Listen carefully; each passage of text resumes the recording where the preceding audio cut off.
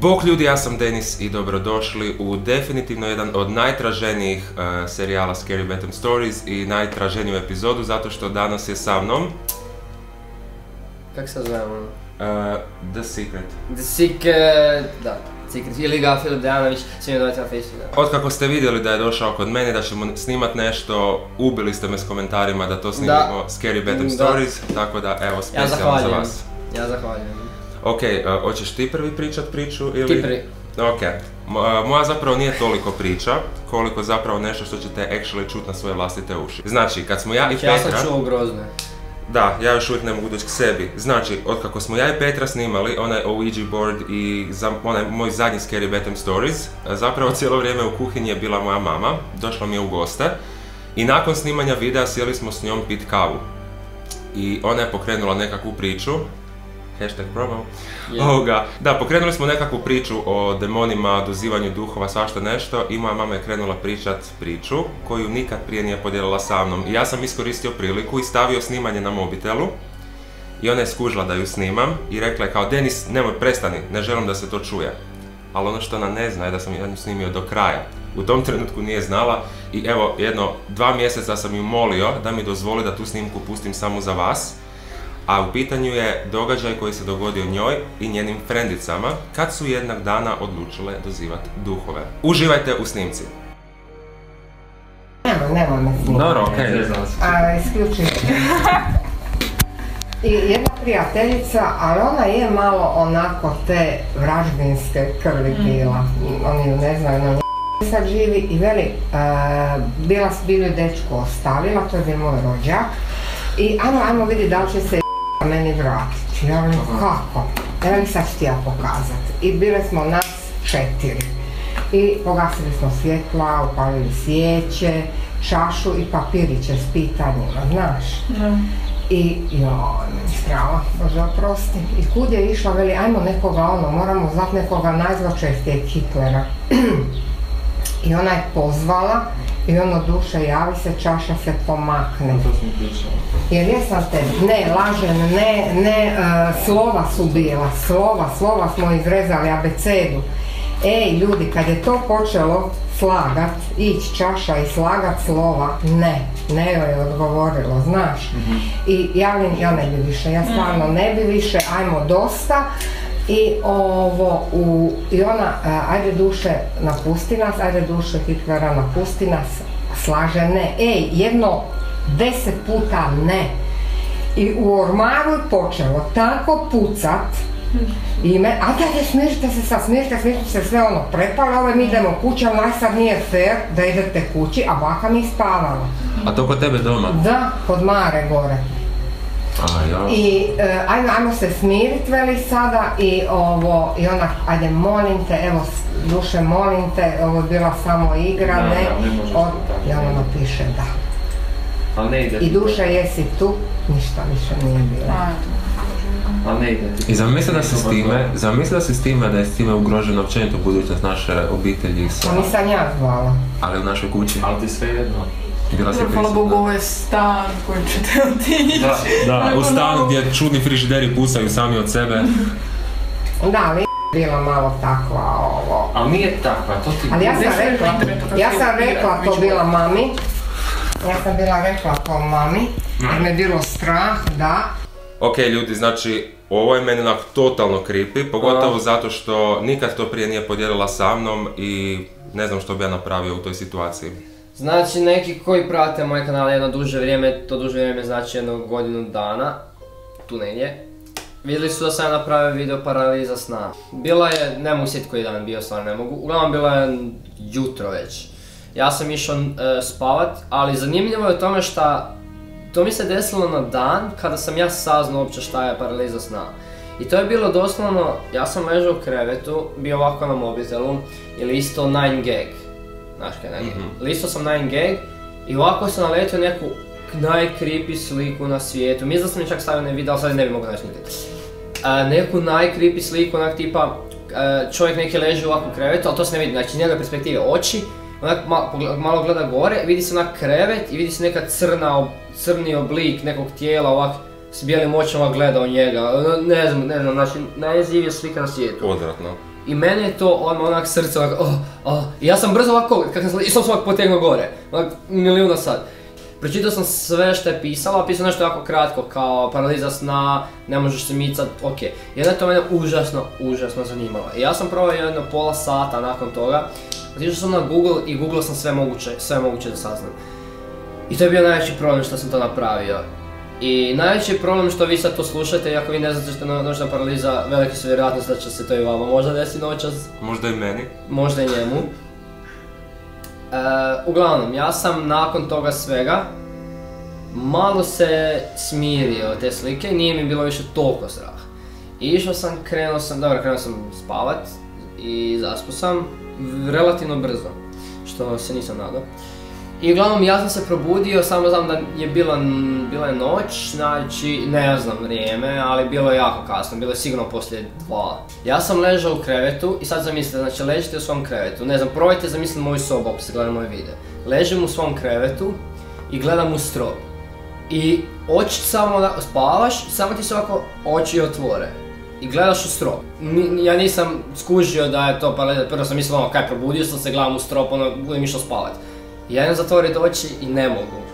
Ja onako počeo paničari da se dignem, ne mogu se ni dignut, ne mogu ništa, znači samo ovako gledaš u tom trenu, tvoj mozak nije tvoj mozak, znači vidi se na faci ko da si lutka ovako samo. A tebi u mozgu kao ono bježi, trči, ali ništa ne radi, ništa ne može raditi. Znači motorika tijela totalno ubijena. Ali mozak ti cijelo vrijeme onak paničari i čak možeš osjetiti onak srce kak ti počinje kucati te stvari. I sad da je to bilo bi super. Ej, sad ovaj dio ne mogu objasniti, ali ja bi to rekao po mom, da ti kada ostaneš u toj paralizi sna, i to ono kada sam čitao da se tvoja mašta, da si ti još u snu zapravo, znači ti gledaš, ali ti si još uvijek u snu i ti možeš i dalje vidjeti stvari. E sad pitanje je su te stvari stvarno san ili nešto drugo. Ja znači kako sam ležao i mislim da čak bila ne znam koje vrijeme, ali bilo dosta hladno i pokrio sam se sa mislim čak 2 deke. I kako sam ležao, ruke su mi znači ovako bile, ne tako gore nego kako sam ležao pa su mi ovako bile ruke do tog. I samo znači ruke su mi bile ovako skroz ravne na krevetu, ali popno se skida dole. Onako, ja sam držao i deka šta god, onako samo onako osjetiš ovako po rukama kak klizi dole. Ok, šta je potezalo? Ne znam. Toliko lagano da ne znaš jel se to stvarno dešava ili se samo mišljaš. Jednak tipa par centimetra se spustilo dole. I ja nastavio gledat i onda mislim da je ovo najgori dio svega, kada osjetiš nešto da te dira, znači ovako kad držiš ruke samo osjetiš neke stvari kako te stišću, onako stišću i vidiš nekakve crne stvari. Ja sam to onom video mešini rekao da sam vidio crne ruke, ali nisu bile baš ruke, ne mogu reći da je bilo definirano baš ko ruka, ali ne želim da zvuči. Ko sjene možda? Da, sjene koje te diraju, onako samo, ili onako poplon kako te zateže i tako neke stvari, onako samo, a ti samo ovak jesi ovak doslovno na mjestu i samo gledaš koji kurac ovak. Hoće ovo prestat. I cijelo vrijeme pokušavaš tipa, jedino mislim da možeš ovak malo prste malo micat, lagano, dok se ne dobiješ i onda onak... I koliko ti je trajalo to? To je najveći problem što ne znam, znači, ja mislim da je jako kratko. Sad ja ne znam koliko je u stvarnosti, ali ja mislim da je jako kratko jer tipa ja se sjećam samo znači taj dio kad se vuklo dole i te crne stvari. I tu sam počeo jako paničarit i ja sam se samo probudio. Ne sjećam se uopće da sam ja sad tipa nakon toga da sam ja sad tipa zatvorio oči i nastavio spavat, nego samo se sjećam nakon što sam imao otvorene oči i gledao, samo sam se ovak probudio.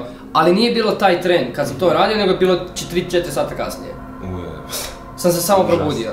I onda sam isto gledao onak hrpe slika i šta je najbolje od svega, sve slike koje sam vidio su užasno povezane s tim, zato jer svi koji su to radili, a da su stvarno im se to desilo, objasnili su ko neka crna sila, znači i na svim onim slikama vidite ili neke crne ljude ili vidite ko crni oblag iznad vašeg kreveta koji ima neke ko hobotnice, ono koje vas dira, dobro to je sad sve ilustracije, malo pretjerivanje, ali na to ide na taj Pokušavaju princip. dočarati ono što se kao događa. Da, znači ja kao ponavljam ono na početku što sam rekao, znači postoje znači po meni dvije teorije. Prva stvar je jednostavno da je to sve u tvojoj glavi, da je to tvoj mozak izmislio, da si se da si prenaglo nekak se probudio pa ti ostao u stanju paralize i mozak ti još spava, a ti si malo prerano se probudio i onda ti ne funkcionira i onda ti još uvijek sanjaš. To je prva stvar.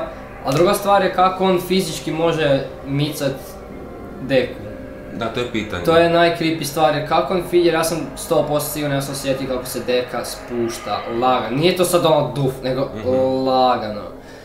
I taj dio me što više plaši, da je ona druga teorija koja je da je to sve ono što na internetu predstavljaju, da je to stvarno neke crne stvari, crna magija, crne duše. Odvratno. Koje se motaju po tvojoj sobi i valjda kad uđeš u paralizu sna su najviše prisutne i možeš ih najviše osjetiti. Ali tipa da sam vidio onako oblik fac, ni to nisam hvala Bogu, ali da sam vidio nekog oblik fac nekog čovjeka crnog kak stoji i gleda me, znači ja bi samo ne bi se ni probudio više. Vidiš što sam ja doživio. Ne znam jesi gledao prošle Scary Bedtime Stories kad sam imao ogromno visoku temperaturu, tad inače ljudi haluciniraju kad su onako abnormalno bolesni. Temperatura mi je bila oko 41 sa nešto. Dobro. I sjećam se da je moja stara bila pored mene i stavljala mi obloge od octa, s tim se inače ruši temperatura. I ja sam preko nje u kutu sobe vidio ogromnog visokog crnog čovjeka koji stoji onako pogrbljen u kutu i gleda me. Znači, odvratno. A misliš da to halucinacija? Pa vjerujem da je halucinacija jer to se događa pri visokoj temperaturi, ali ovo što se tebi dogodilo i mom tati, on isto ima paralizu sna, on je baš fizički osjetio pritisak na prsima, kako ga nešto gura u krevet, kako mu pokriva usta da ne može disati. To pokrivanje usta nije bila lova, ostalo je sve. Znači, to sam rekao, sam spomenuo da deka te vuče, ja sam to objasnio da me deka vuče, znači da sjetiš tu na prsima i po rukama, po cijelom tijelu, a usta nisam, to glavom nije mi došlo do toga. Ali je grozan osjećaj, znači toliko je creepy, toliko je... Ja se samo nadam, to nisam siguran, ali se nadam da ako ti se jednom desi ta paraliza da ti se više neće desiti sad, ali to ćemo vidjeti danas na večer. A jesi čuo za lucidno sanjanje? Da, lucidno to je kada možeš kontrolirati snove. Jesi kad probao to? To je super. Jesi probao to? Nisam nikad mogao.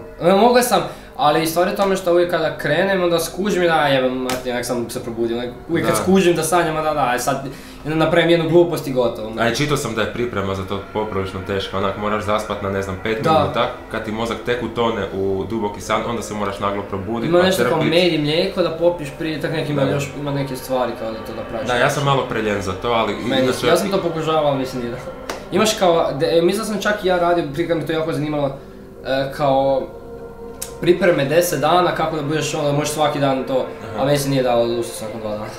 Isuse Bože, užas. Jer tipa, najteže mi je bilo piše tipa moraš spavati u 10-11, to nikad nisam mogao. Da, pogotovo mi sinoć, u 5 ujutro. Ok ljudi, to bi bilo to od nas za ovaj specijalni Scary Bedtime Stories. Ako vam se video sviđa, svakako ga lajkajte i ne zaboravite se pretplatiti na The Secretov kanal, jer tamo će isto u narednim danima, možda čak i na današnji dan, izaći također drugi dio videa, odnosno naš zajednički video, a mi se sad idemo igrat. Idemo se malo zabavljati, taj dio nećemo snimat. Tko zna šta će nam se dogodit.